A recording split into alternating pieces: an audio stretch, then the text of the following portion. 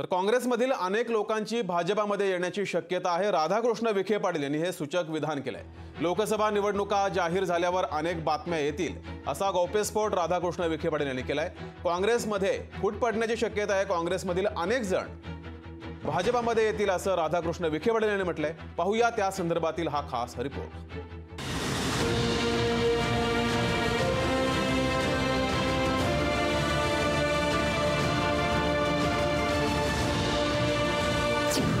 महाराष्ट्रात काँग्रेस फुटीचे वारे।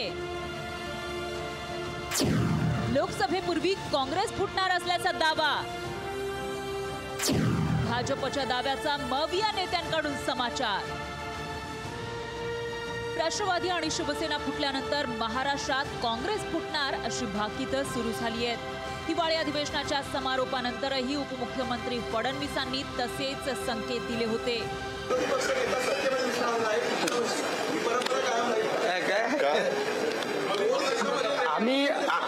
आम्ही नेहमी सरप्राईज देत असतो बस। आता खुद्द महसूल मंत्री राधाकृष्ण विखे पाटील यांनीही काँग्रेस फुटणार असल्याचं म्हटलंय। लोकसभा निवडणुकीच्या तोंडावर अनेक काँग्रेस नेते भाजपमध्ये दिसतील असा दावा त्यांनी केला। अनेक लोकांची इच्छा आहे, कारण काँग्रेसकडे नेतृत्व कुठे राहिलं तर त्याचा परिणाम आज उद्याच्या राजकारणामध्ये आपल्याला दिसणारच आहे। मला वाटतं मग काँग्रेसचे कार्यकर्ते संपर्कात आहेत। लोकसभा जशा निवडणुका जाहीर होतील तर अनेक चांगल्या बातम्या आपल्याला ऐकायला मिळतील। विरोधी पक्षनेते अंबादास दानवेंनी विखे पाटलांच्या वक्तव्याचा समाचार घेतलाय। राधाकृष्ण विखे पाटील तर गेले, मधल्या काळात जेव्हा त्यांची सत्ता नव्हती त्या काळात त्यांची काय घालमेल झाली होती सगळ्यांना माहिती आहे। आता नव्याने कोणी येणार असतील तर मला वाटतं राधाकृष्ण विखे पाटील काहीतरी स्वप्न बघतात अशी चर्चा वर्षभरापासून चालू आहे। प्रत्यक्षात असं काही होत नाही आणि होणार नाही असं 100% वाटतं। जनता काँग्रेस सोबत असल्याचा दावा प्रवक्ते अतुल लोंढेंनी केलाय। त्यामुळे अशा दाव्यांना किंमत देत नसल्याचं काँग्रेसचं म्हणणं आहे। जनता सोबत नाहीये, जनता आपल्याला हरवणार आहे हे माहिती आहे, त्याच्यामुळे मग नेतेच पडून टाकायचे, नेतृत्वहीन विरोधी पक्ष करायचा हा जो हे जे षडयंत्र आहे, ह्या षडयंत्राला काँग्रेसला काही फरक पडत नाही।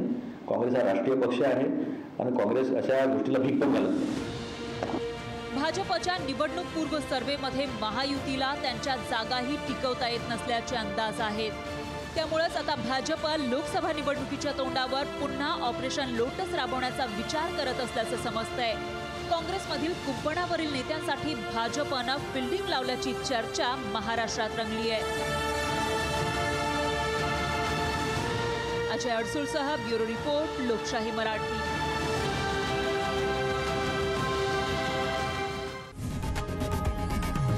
लोकशाही मराठी ऐका, पहा, जागरूक रहा।